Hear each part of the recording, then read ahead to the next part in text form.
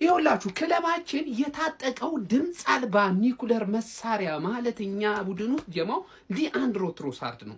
ድምፁም አይሰማ፣ ስለሱ ብቃት ብዙም አይወራለት፣ ድምፀ በራድ የሆነ ተጫዋች ነው ጀማው። ግን በሜዳ ላይ እሳት ትንታግ የሆነ ተጫዋች ነው ጀማው። ምን አይነት ብቃት ነው ያሳየው በዛሬ ጨዋታ ላይ።